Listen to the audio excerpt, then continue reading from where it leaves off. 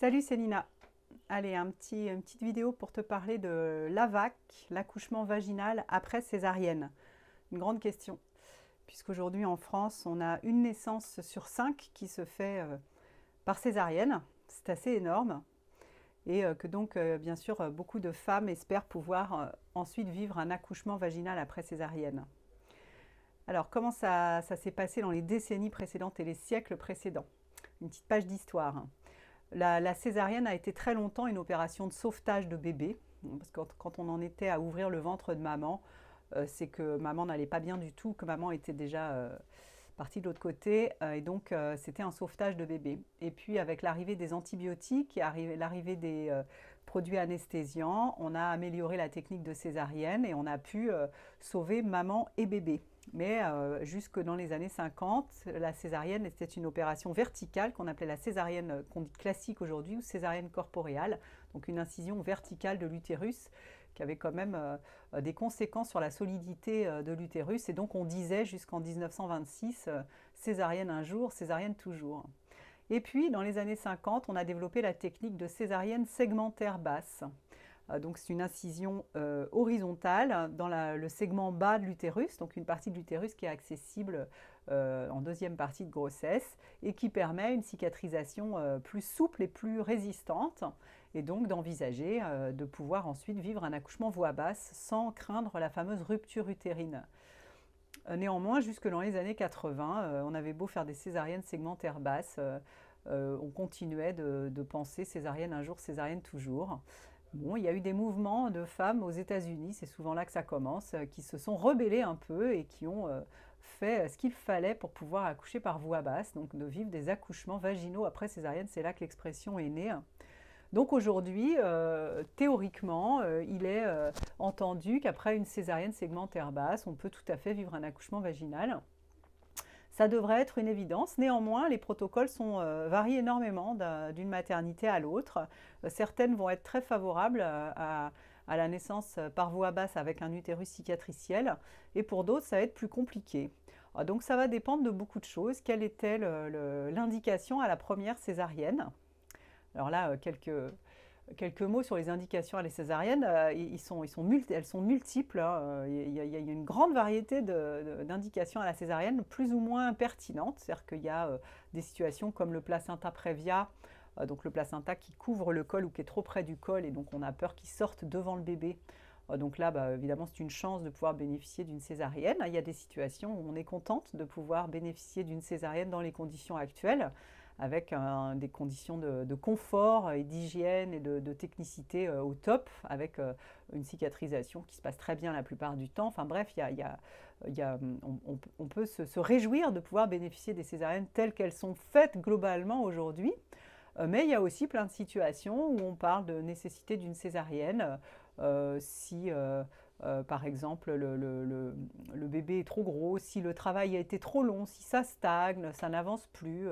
On a mis déjà suffisamment de péri et de synto, ça ne bouge pas, soi-disant bébé fatigue, ou alors bébé aurait un tour de cordon autour du cou, ou alors il y aurait un siège. Alors là, le siège, si on n'a pas fait une version manuelle externe ou si ça n'a pas marché, c'est césarienne. Ou alors pour des jumeaux, ou alors, enfin, il y a énormément de situations où on préconise la césarienne, on recommande, voire on force un peu la main quand même pour que la maman accepte sa césarienne, alors qu'on aurait très bien pu tenter un accouchement voie basse. Il faut aussi tenir compte des différents timings de la césarienne, c'est-à-dire qu'il y a la césarienne programmée, et puis il y a la césarienne itérative en cours de travail, c'est-à-dire qu'on sait qu'on attend que le travail se mette en route, parce qu'évidemment pour le bébé c'est pas la même chose que le travail se mette en route, c'est le bébé qui a donné le timing, mais dès que c'est lancé, on fait une césarienne. Il y a la césarienne en cours de travail, sans caractère d'urgence pour stagnation, et puis il y a la césarienne en cours de travail dans des situations d'urgence. Donc il y a moult scénarios possibles autour de la césarienne. Mais le problème, c'est qu'une fois qu'on a eu une césarienne, on a beau nous dire qu'on peut faire des accouchements vaginaux après césarienne, tout devient plus compliqué. Et alors après 2 césariennes, je ne vous explique pas la complexité pour obtenir qu'une maternité soit OK pour vous accompagner sur un projet d'accouchement voie basse. Donc l'idée, c'est quand même d'échapper de tout faire pour ne pas passer directement au bloc et que la césarienne ne soit qu'une situation de sauvetage. Il ne s'agit pas d'attendre qu'on soit dans le rouge absolu, hein, bien sûr, mais par exemple pour le siège, auquel j'ai consacré un programme complet sur Kaizen Nina, la naissance par le siège, la présentation du siège n'est pas une indication à la césarienne. On peut faire une césarienne en cours de travail si le travail n'évolue pas selon le timing qu'exige un siège, hein. C'est vrai qu'il y a des contraintes, il y a des précautions à prendre quand le bébé se présente par le siège, mais ça ne justifie pas de faire une césarienne. La pelvimétrie est un examen un peu aléatoire, hein, mesurer le bassin lors d'une pelvimétrie, donc dans la situation dans laquelle se trouve la maman, le terme auquel elle se trouve, la position dans laquelle elle se trouve, l'imprégnation hormonale qui n'a absolument rien à voir avec celui du jour de sa naissance. Je me suis amusée hier à dire finalement faire une pelvimétrie, c'est comme de mesurer l'utérus d'une femme pas enceinte et de lui dire ça logera jamais. L'utérus va bouger et le bassin aussi est mobile et bouge au moment de l'accouchement. Les hormones font qu'il y a une grande élasticité, les os du bébé aussi, enfin bref. Donc il y a énormément de situations où on va direct au bloc parce que, et là attention, je balance un tabou, parce que c'est pratique, la césarienne, hein, ça prend 20 minutes, ça se met dans un planning, c'est quand même beaucoup plus simple, et puis l'anesthésiste est là, on se cale sur les horaires de la maternité, sur les horaires de l'obstétricien, on cale tout ça bien, c'est quand même très facile la césarienne programmée. Et donc ça devient de plus en plus une solution, voire même solution de confort pour certaines mamans qui ne souhaitent pas accoucher voix basse parce que ça leur fait peur, le plus souvent parce qu'en fait elles n'ont pas été suffisamment préparées et informées et elles imaginent que l'accouchement voix basse c'est quelque chose qui part un peu, enfin qui est tel que ce qu'on voit dans des émissions classiques telles que Baby Boom. Et donc évidemment en ayant cette image-là de l'accouchement, on peut comprendre que certaines femmes choisissent la césarienne de convenance. Donc j'avais quand même envie de rappeler ici que la césarienne est une opération chirurgicale et qu'elle n'est pas sans risque. La césarienne augmente le risque d'embolie amniotique, le risque d'infection, le risque d'hémorragie. Et puis pour le bébé, de naître par césarienne, ça n'est pas neutre sur son imprégnation hormonale à lui, en fonction du timing. Les cicatrices ne se remettent pas forcément bien. Et puis, une fois qu'on a eu une césarienne, ça devient compliqué d'échapper à la deuxième et encore plus à la troisième. Voilà. Donc, l'accouchement vaginal après césarienne est une possibilité. Il ne faut pas lâcher le morceau, même après 2 césariennes, même après 3 césariennes, si c'est des segmentaires basses. Quand on est sur une césarienne corporeale, c'est un peu plus compliqué, mais ça peut se faire aussi. Voilà, les suites de couches ne sont pas les mêmes. La difficulté à manipuler son bébé, la douleur pendant les jours qui suivent, voire parfois les semaines qui suivent. Donc pour l'allaitement, ce n'est pas neutre non plus. L'imprégnation hormonale de la maman pendant l'accouchement fait que l'allaitement n'est pas forcément aussi facile. Le pot à pot directement, le fait de prendre bébé, etc.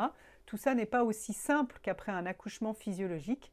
Et donc ça vaut quand même largement le coup de tout faire pour ne pas subir une césarienne qui n'est pas absolument nécessaire. Très souvent, on peut décider de la césarienne en cours de travail. Donc encore une fois, il y a des indications comme le placenta prévia, ça ne se discute pas. Mais il y a beaucoup de situations où on choisit directement la césarienne parce que c'est plus facile pour organiser, plus facile sur un plan médico-légal, etc. On a tout fait. Donc voilà, je passe les détails là-dessus. Donc ne lâche pas si tu souhaites un accouchement vaginal après césarienne et si tu en es à te questionner sur la naissance voix basse ou césarienne ou si on t'a proposé une césarienne, je pense qu'il est important de se donner les moyens de faire des choix éclairés. Et pour faire des choix éclairés, il faut être informé. Et ça, c'est mon travail, de donner toutes les informations. Je travaille depuis 10 ans sur la physiologie de la naissance et sur les protocoles hospitaliers. Et donc, j'ai développé un espace qui s'intitule Kaizen Nina. Et donc, si tu cliques sur le lien autour de cette vidéo, tu pourras accéder à un chemin privilégié pour avoir toutes les informations sur la césarienne et l'accouchement vaginal après césarienne. Ou tu pourras choisir le chemin aussi qui t'oriente vers des conditions privilégiées pour accéder à tout ce qui concerne la naissance physiologique, voilà. Et tu peux aussi choisir d'accéder à toutes ces informations-là pour faire des choix éclairés, parce que la connaissance te donne la puissance et la confiance qui permettent la naissance et ta renaissance. Parce que n'oublions pas que la naissance est un rite de passage, un moment sacré, quelque chose qui a fait ses preuves globalement, et que la médicalisation est une très bonne chose dans le cas d'une complication, d'une pathologie, mais que si on respecte la physiologie, dans la grande majorité des cas, la grossesse et l'accouchement ne sont pas des maladies et se déroulent dans la douceur. Voilà. Et qu'un accouchement réussi, c'est aussi la clé pour un allaitement réussi si c'est ton souhait. Donc c'est super important d'avoir toutes ces infos. Voilà, donc je te laisse jeter un œil en bas, au-dessus, à gauche, à droite, et aller plus loin, aller t'abonner à ma newsletter, cliquer sur le lien pour aller t'offrir la connaissance et faire des choix éclairés.